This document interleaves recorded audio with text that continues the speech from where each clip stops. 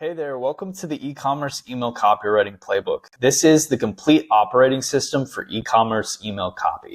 To intro this course, this is a working system, not a theory book. Meaning this isn't just going to be basic foundational information that you can get out of any copywriting book on Amazon. This course follows the exact process that Influx Labs uses to turn research into design-ready e-commerce email copy. This course is going to cover 4 steps I call the learning loop to sell the click. Number 1 is research. This is going to take you through everything that we do before we put pen to paper. You need to understand the products that you're writing about, the audiences you're writing to, the languages they speak in, and the problems that they have. So I'm going to show you the exact research that my team does before we ever even start writing. Number 2, angles and principles. We create 3 to 4 email campaigns a week for over a dozen clients. So that means we need to have tons of repeatable, proven, evergreen angles that we can refer to on a weekly basis to make sure that they never get stale and they continue to sell. I'm going to show you exactly how we generate these angles and actually give you access to some of them that we use today. Number 3 is structure and copy. It's very important that we write our copy in a way that can then be given to our designers to create the final email designs here. So I'm going to show you exactly how we go from rough draft to design architecture to a finished design. And then that brings us to 4, design and learn. I'm going to show you the finished designs of the emails that we write together so you can see what that finished product looks like after you have written a compelling email. Every single lesson within this course pairs a short video with a written field guide, annotated email examples, and practical resources so you can see the system applied, not just explained. So, who is this course for and who is it not for? This course is for e-commerce brand owners, in-house marketers, and copywriters who want a repeatable system for writing email copy that earns clicks, not just opens. This course is not for anyone who's just looking for someone else's swipe file to copy and paste, okay?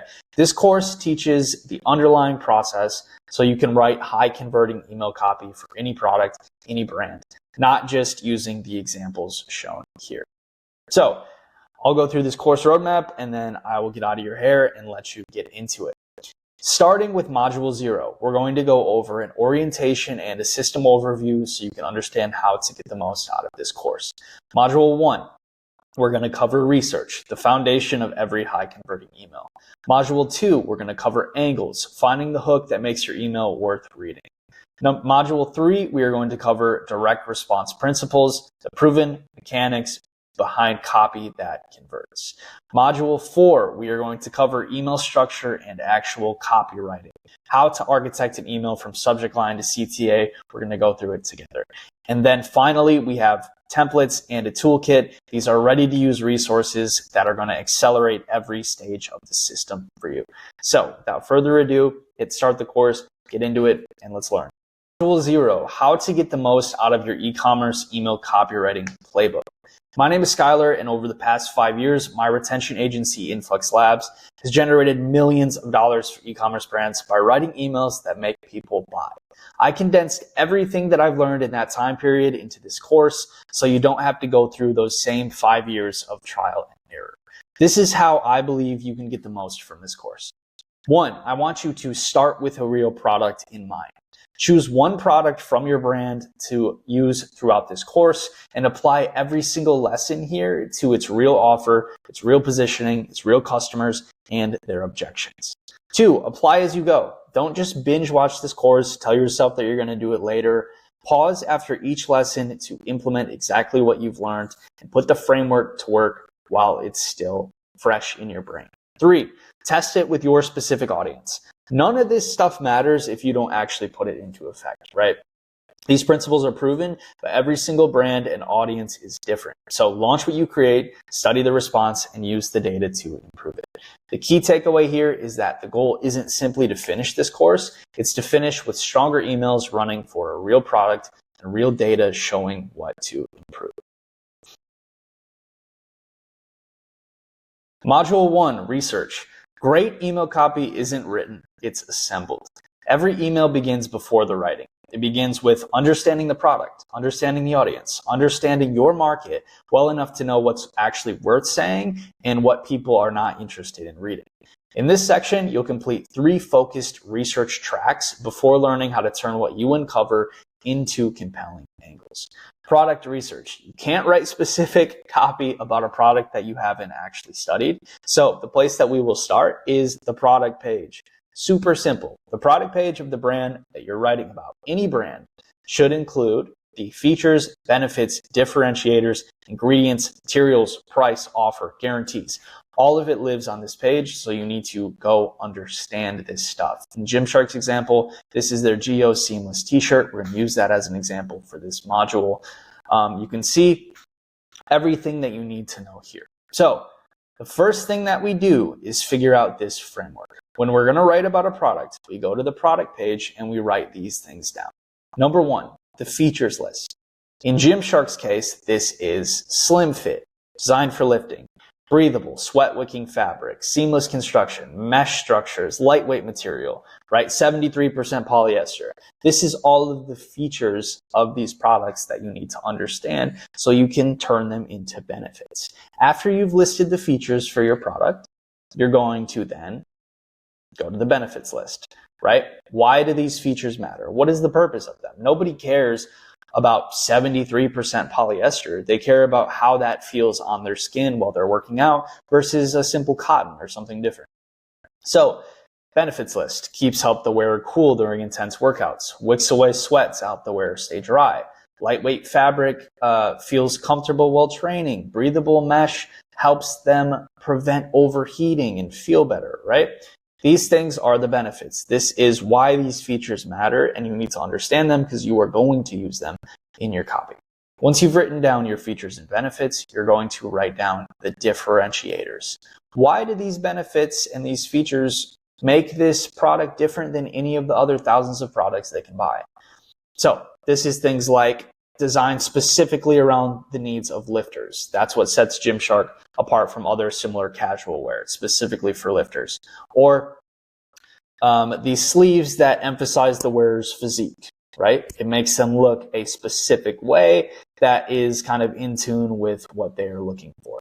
These are things that make your benefits hit harder because they separate your brand from other brands. After you write down your differentiators, you're going to want to understand these, obviously, right? You want to understand your price, your offers. So, for example, Gymshark, regular price $36, but they have a 20% off student discount. You're going to want to understand that. You're going to want to know that they have $5 standard delivery on orders over $75. You can use that within your email offers. You're also going to want to understand their guarantee terms. They, at Gymshark, have free returns within 30 days. Super important to know. You can put that into your emails. So you need to write down all of these things from your product page, have an understanding, have it next to you so you can reference it when you're writing your copy. The email and product page should feel like 2 parts of the same sales conversation built around the same facts, promises, benefits, and positioning. If your email sells one idea and then you send them to the product page and it's something completely different, obviously you're going to create friction, you're going to lose momentum. So your job is to introduce the product accurately, create desire, prepare the customer for what comes next. Key takeaway is that you can't write specific copy about a product that you don't actually understand.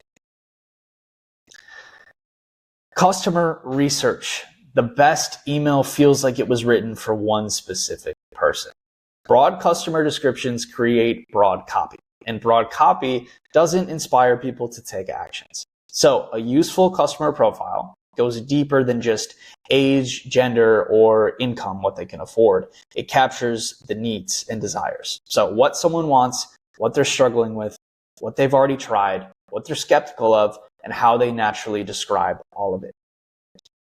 Where do you research? Where can you find all of this information about, what your customers want, what the audience wants? Reddit and Quora. This is better than any sort of AI application that you're going to ask.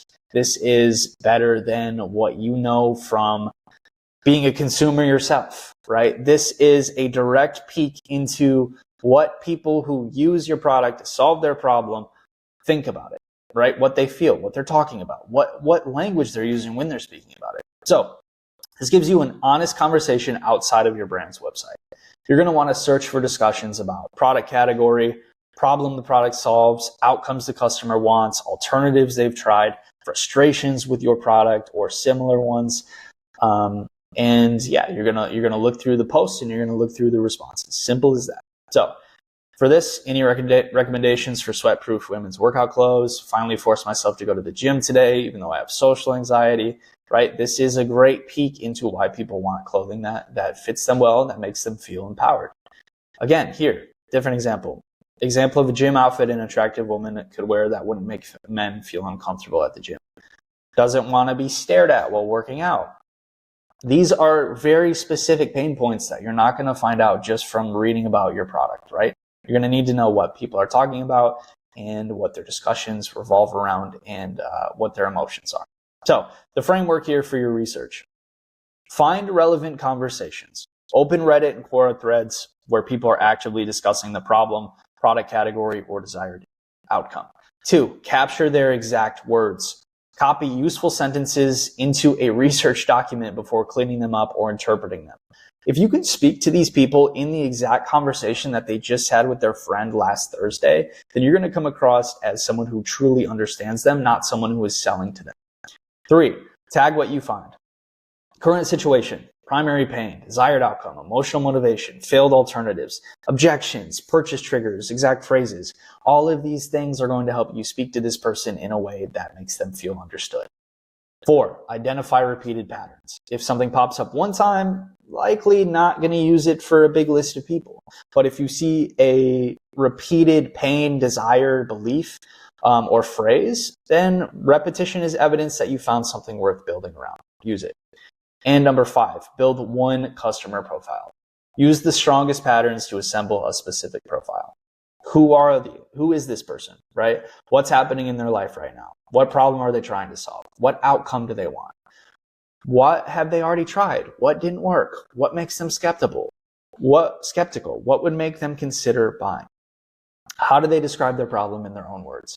If you can build one character profile, right, and just write to Deborah on your emails, understand her concerns, Deborah is going to buy. AI shortcut. So, like I said, you don't want to necessarily rely on AI here because you can manually look through Reddit for it yourself, but you can use it to organize your quotes, tag your findings, identify repeated patterns, right? This should assemble the profile from real evidence. You don't want it to invent something random or assume anything, but if you can plug in the proper information, then this can be a great tool for research as well. I put a prompt here that you can paste and try yourself. The profile check.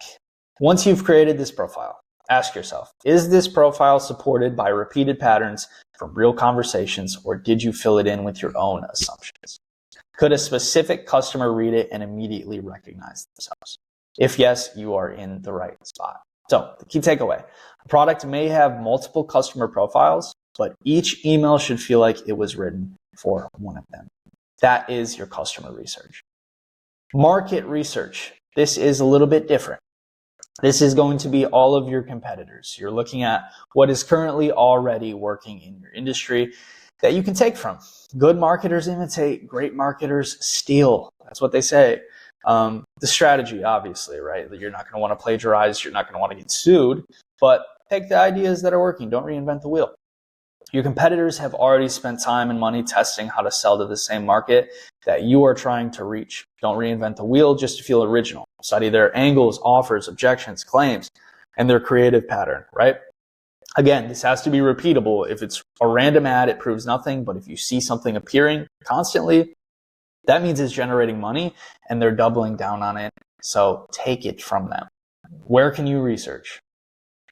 A great place that we like to go is competitor email and SMS lists. Just put in your email, sign up, see what's working, see what they're sending, trigger their flows, save their campaigns on mild.com. You can see a bunch of different emails. We always do research of competitors on this platform. Look at their product pages, look at their meta ads, look at what they are actively paying for running consistently that is working in your same niche, right? You don't have to reinvent the wheel here. It's simple. The framework: Choose 3 to 5 direct competitors. Focus on brands selling a similar product to similar customers. And then collect 5 to 10 real examples of this. Keep them in a swipe file and reference them while you're writing your own. Find the repeat patterns. Look for arguments, promises, objections, offers, right? Some really strong signals to know that something is working and is worth stealing is if several competitors are using the same angle, the same message is appearing across multiple ads, emails, and landing pages. An ad remains active for years at a time, right? This means that this is working in your specific market, and you need to be using similar things as well with your own spin. Next is researching the angle. Great email copy isn't written, it's assembled. And so now that you have the pieces, you understand the audience and the market, you can research your angles. Each research track gives you a different part of the message. Your product research tells you what is true. Your customer research tells you what matters to this group of people. Your competitor research tells you what the market is already responding to. Together, they give you the raw materials that you'll use to write the theme. So, before you move on and we get into these angles, you should now have these things. If you don't, pause this, don't listen to me talk, do this on your own, right? A completed product research document. You need to know what the product you're selling does. You should have a document listing all of the things we covered beforehand. 2, at least one evidence-backed customer profile. Give them a name, give them desires, give them fears, and know who you're writing to. 3, a swipe file containing 5 to 10 competitor examples. You need to have this swipe file. You need to know what your competitors are doing and what's working. It's going to make your job so much easier. You don't have to just come up with new ideas off the top of your head. Use proven ones. 4, a collection of product facts, customer language, objections, desires, and market patterns. You want to know your customer language. How do they speak? What are they interested in, right?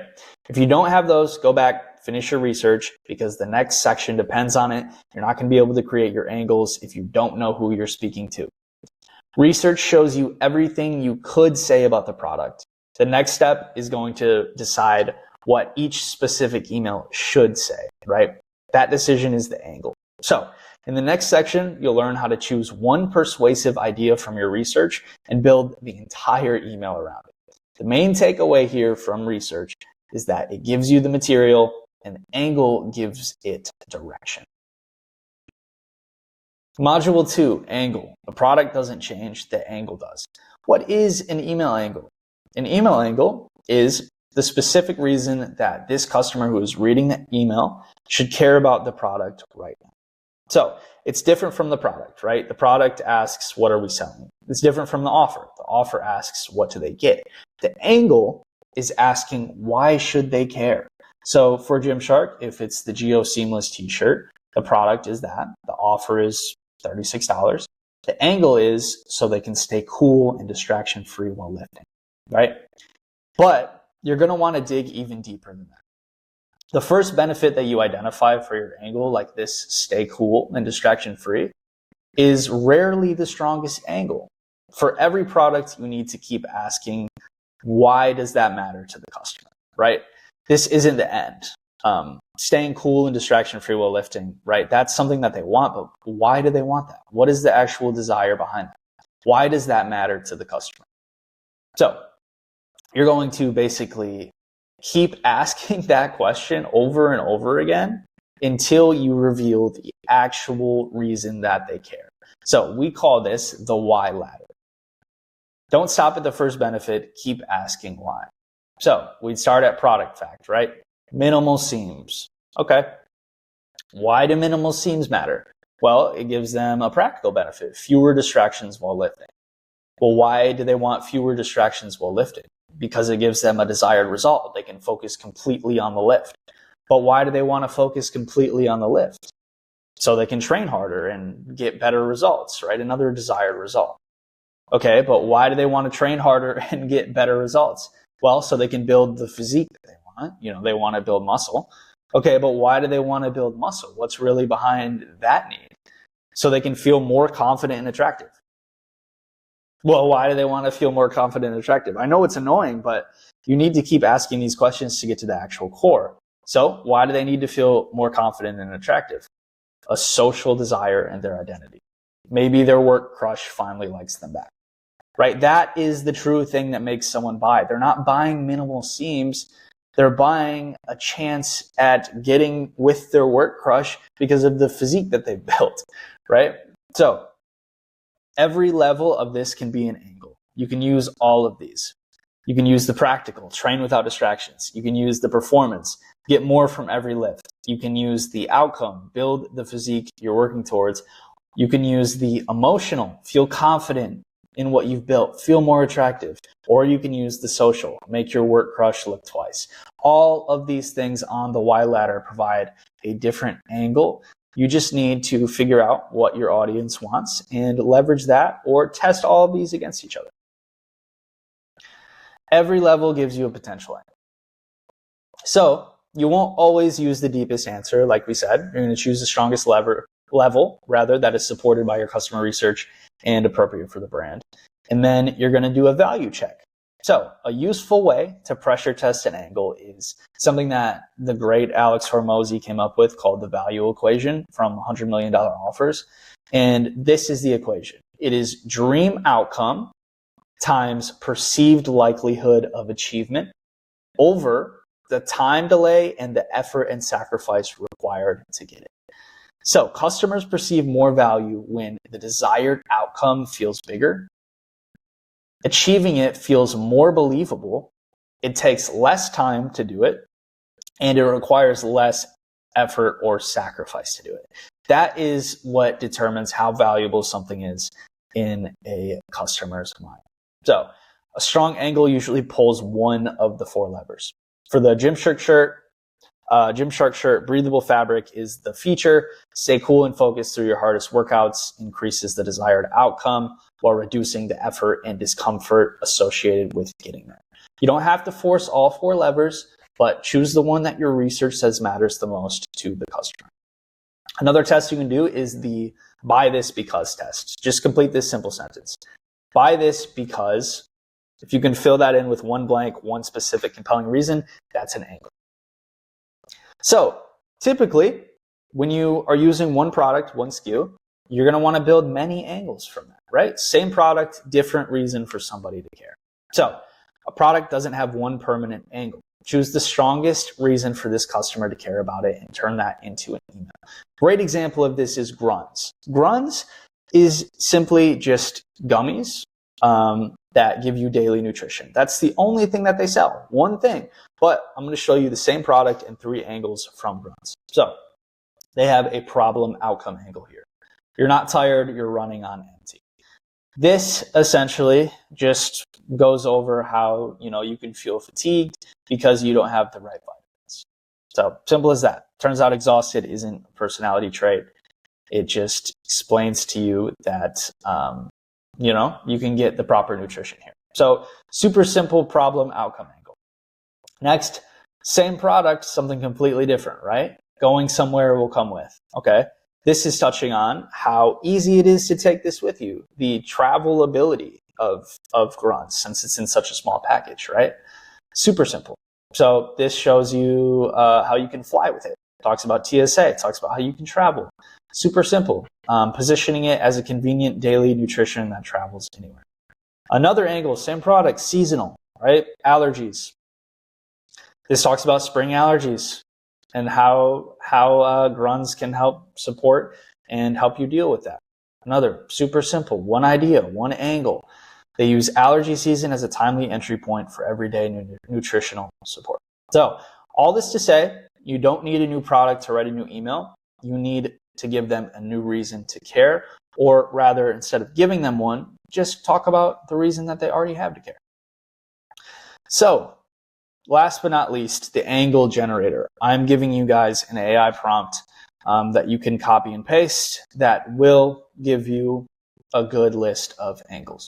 So you don't want to completely rely on AI, but use this prompt. It works, and then filter it out. Remove any angle that stretches the truth, isn't supported by research, feels generic or forced, or doesn't match.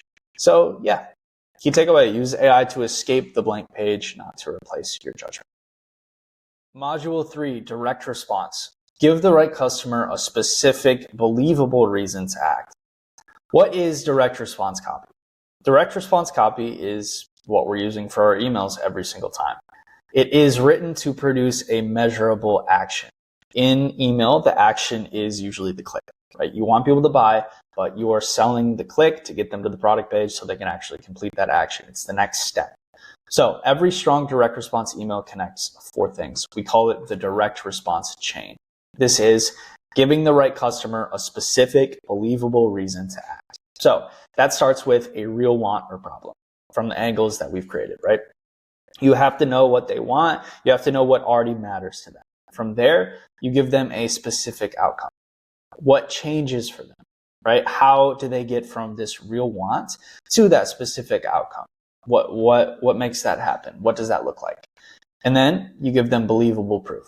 Why should they believe that you can get them from number 1 to number 2? What does that look like? How does that work?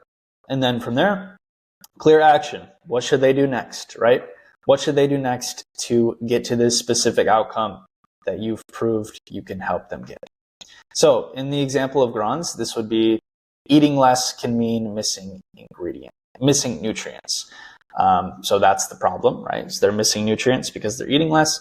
The outcome that they want is to keep nutrition up while their calories go down. They don't want to eat more, but they don't want to lose those nutrients. So what is proof that you can get them to this outcome and solve this problem? Well, they have 20 grams of vitamins and 6 grams of prebiotic fiber. Boom, right there. That is nutrition while your calories stay down. And then a clear action after that, which is get up to 52% off. So yeah, that's great. For example, a perfect example of an email that Grunz does this is this one. So when you're cutting calories, don't cut corners. Customer goal and problem. They want to cut calories, but they don't want their nutrients to go down, right? Problem education. What changes when you're eating less? It tells them why this is happening, why they're losing the nutrients, right? It shows what changes when the customer eats less. And then it shows them the solution to this. How can they continue to eat less and still get the nutrients in? It tells them 3 reasons right here, explains how it fills the gaps, and then the clear action at the bottom. 52% off here, shop Grunz now here with the 52% off call out. Super simple. So yeah, customer goal. They're cutting calories, don't want to accidentally cut nutrients too.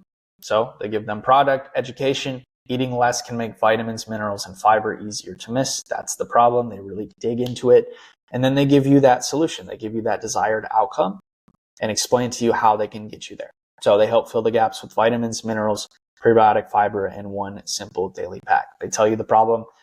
They tell you why it's a problem. Then they tell you why they can solve it, give testimonials to explain they've done it in the past. And then they give you an action to actually go out and do it. So notice that the email doesn't open by listing ingredients, right? It starts with the problem that people are having, talks to them in their language, and gives them the solution they're looking for with a strong offer. So that's great. So bad examples. A bad example of this would just be starting out with product first, not customer first, right? Just talking about how the gummies contain 20 vitamins. They don't care. They care about what this means for them. Why are those 20 vitamins important? Well, because if they're cutting calories, they can get the nutrients still.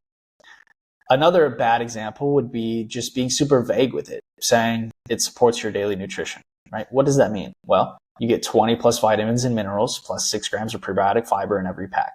Make it specific. Claim to proof, right? Bad would just be a simple claim of an easier way to get nutrients.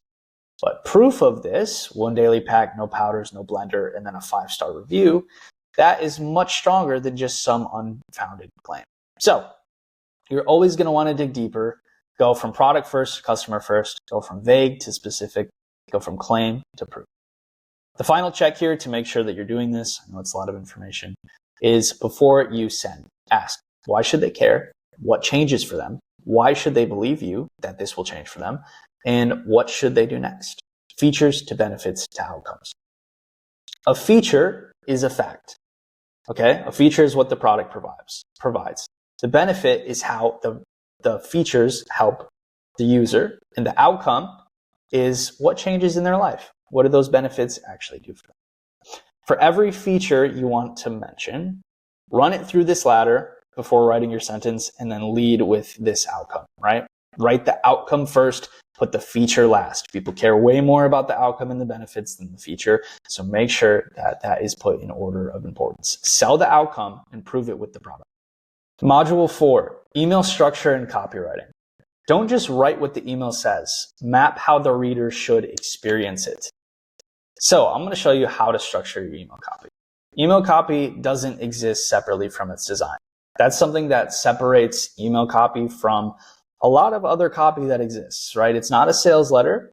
It is an email. It's going to have visual aspects. So it will eventually be laid out, skimmed on a phone, supported by imagery, broken into sections, turned into an infographic, a visual experience.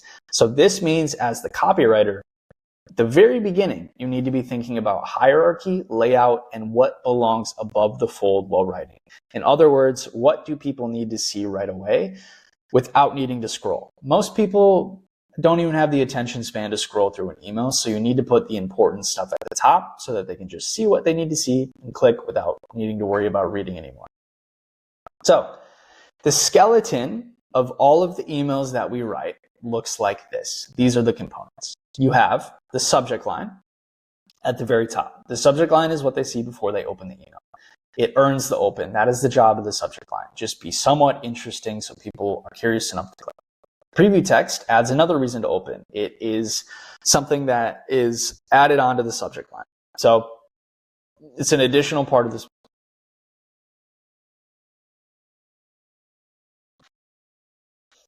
The skeleton. This is the skeleton. This is the structure of every single email that we write. These are the components that are within it. You start with the subject line.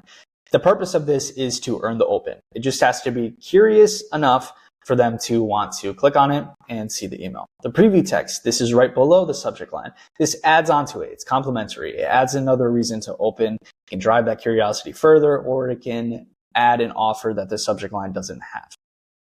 The headline. As soon as they open the email, they see the headline. What does it do? It delivers the promise of the email. It delivers the main point.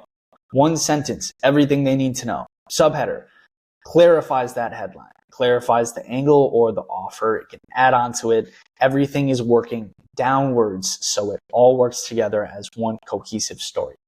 Below that is the body. This is the main part of the email, but it's also the part people don't really read very often. So make it one compelling point, not big blocks of text. And then the call to action. You're going to have one button at the top, one button at the bottom. Same button, same action. Drive one clear action. This is the skeleton of every single email that we have ever written. Now, this isn't the end of it, right? Every component should add something new while starting at the same angle.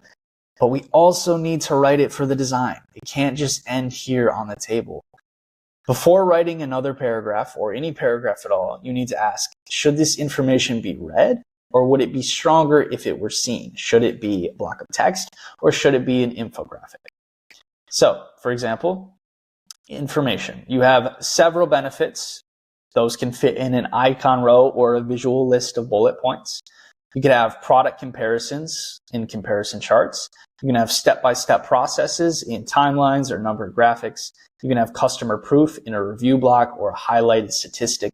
You can have product demonstration via a GIF, annotated visual, product image, right? Sometimes the best copy decision is actually writing fewer words and leaving a clear design note instead.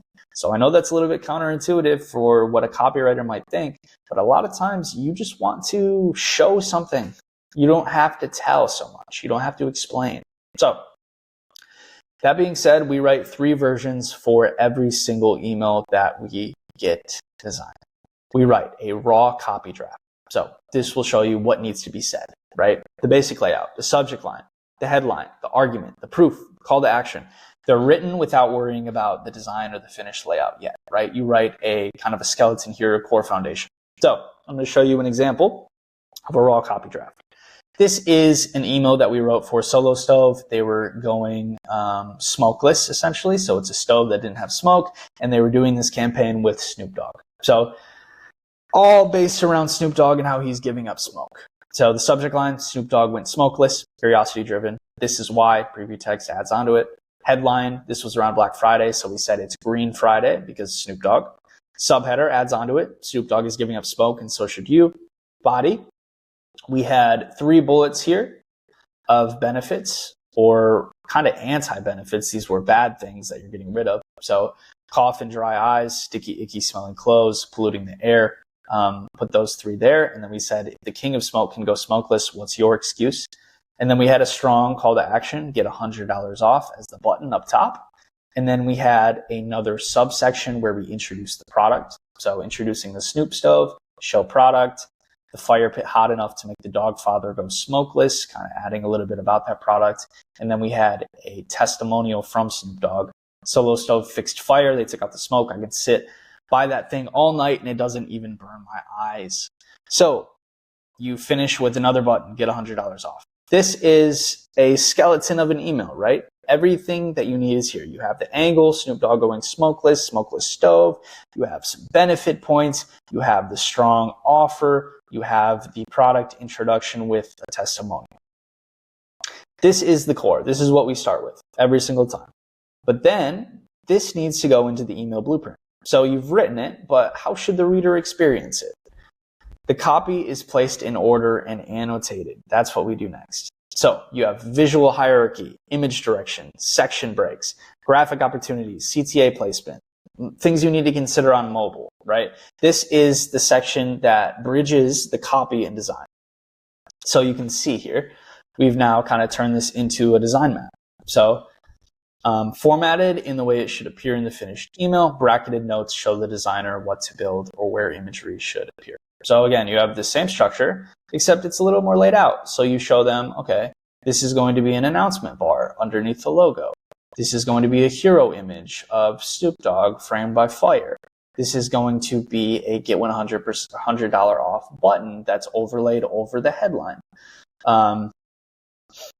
These benefit points are going to be 3 yellow bars with large red icons.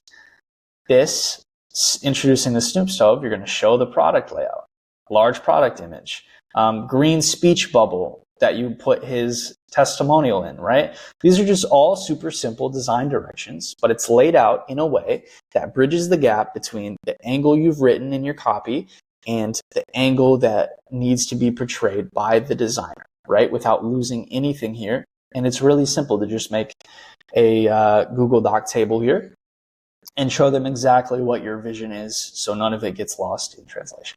So that is the bridge here. And then from there, how does the designer bring it to life? The designer turns this blueprint into the final visual experience while preserving the angle, hierarchy, and primary action. And that's what this is, right? So this was, you have the announcement bar, limited edition release, Green Friday, get $100 off, the Snoop Dogg hero image. Snoop Dogg is giving up smoke and so should you. You have the benefits here, cough and dry eyes, sticky, smelling clothes, polluting the air. The king of smoke can go smokeless. What's your excuse? Introducing the Snoop stove. Fire pit hot enough to make the dog father go smokeless. Solo stove fixed fire. They took out the smoke. I can sit by that thing all night. It doesn't even burn my eyes. Now I heat up from the feet up without any smoke. Get $100 off. A few pictures at the bottom, social icons, and a menu. All things that we showed them how to do in this structure. Super simple.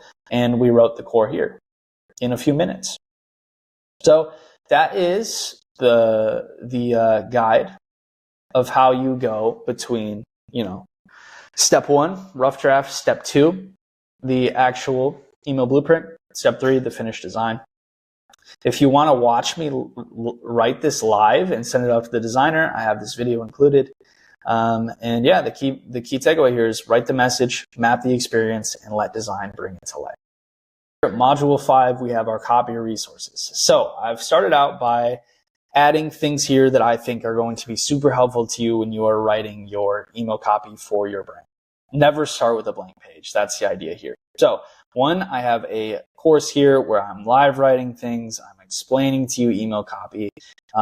So there's also this additional thing. This was written in 2025, but there's a lot of information here in depth that I didn't go over in this course that I think will be beneficial. So I wanted to provide that as well.